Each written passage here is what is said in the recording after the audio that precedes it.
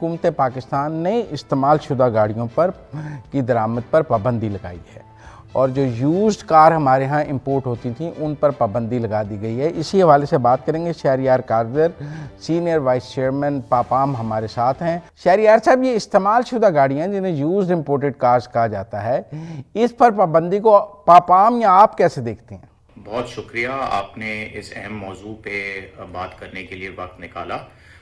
حکومت کی یہ جو پالیسی ہے استعمال شدہ گاڑیوں کی امپورٹ کے حوالے سے، اس میں حکومت نے یہ کیا کہ ستمبر 2025 میں انہوں نے اجازت دی کمرشل امپورٹ کی استعمال شدہ گاڑیوں کی۔ تو یہ انہوں نے اس سسٹم کو ایک سٹرکچر دیا، اور اس کے تحت جو بڑی کمپنیاں ہیں جو کہ رجسٹرڈ کمپنیاں ہیں اور جو قانونی طریقے سے کام کر رہی ہیں، وہ استعمال شدہ گاڑیاں امپورٹ کر سکیں گی۔ تو استعمال شدہ گاڑیوں پہ پابندی نہیں لگی ہے، جو پابندی لگی ہے وہ اسکیموں پہ لگی ہے۔ استعمال شدہ گاڑیاں ماضی میں صرف 3 اسکیموں کے تحت پاکستان میں آ سکتی تھیں، اور یہ اسکیمیں بنی تھیں جو ہمارے اوورسیز پاکستانی ہیں ان کو سہولت فراہم کرنے کے لیے۔ اس میں 3 اسکیمیں جو تھیں وہ تھیں gift scheme, transfer of residence scheme اور پرسنل بیگیج اسکیم۔ اب حکومت نے یہ کیا ہے کہ انہوں نے جو پرسنل بیگیج اسکیم ہے وہ ختم کر دی ہے، اور اس کے تحت جو گاڑیاں آ رہی تھیں وہ اب نہیں آ سکیں گی۔ جتنی پاکستان میں گاڑیاں امپورٹ ہوئیں پچھلے سال، جو کہ 40,000 گاڑیوں کے لگ بھگ تھیں، اس میں سے 90% گاڑیاں جو ہیں وہ اس بیگیج اسکیم کے تحت آئیں پاکستان کے اندر۔ اور آپ سمجھ لیں اس میں سے 90% جو ہیں جو بیگیج اسکیم میں آئیں، اس میں سے 90% گاڑیاں جو ہیں وہ جاپان سے آئیں۔ اب جاپان میں اتنے پاکستانی ہی موجود نہیں تھے جتنی گاڑیاں اس بیگیج اسکیم کے تحت پاکستان آئیں۔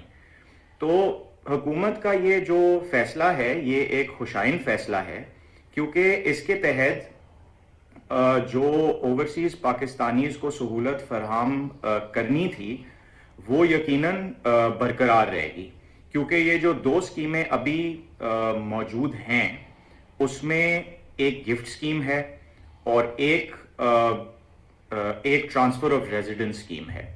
تو جو گفٹ اسکیم ہے اس کے تحت آپ اپنے کسی بھی کوئی بھی افراد جو آپ کا خون کا رشتہ دار ہو اس کو آپ گاڑی گفٹ کر سکیں گے۔ تو یہ اوورسیز پاکستانیز کے لیے بالکل ایک سہولت ہے، وہ اپنے ماں باپ، بہن بھائی، کسی کو ایک گاڑی گفٹ کر سکتے ہیں۔ دوسرا جو ہے وہ ہے ٹرانسفر آف ریزیڈنس۔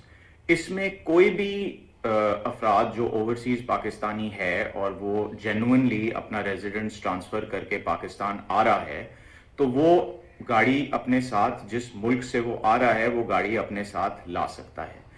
تو اگر یہ پالیسیز جو ہیں یہ امپلیمنٹ ہوئیں ان لیٹر اینڈ اسپرٹ، تو یہ اچھی پالیسی ثابت ہوں گی اس ملک کے لیے۔ آپ نے ایکسپلین تو کر دیا کہ کون کون سی اسکیم پر پابندی لگی ہے اور کون سی اسکیم ابھی یوزڈ کار کی چل رہی ہے، لیکن پرسنل بیگیج وغیرہ پہ پابندی لگی ہے۔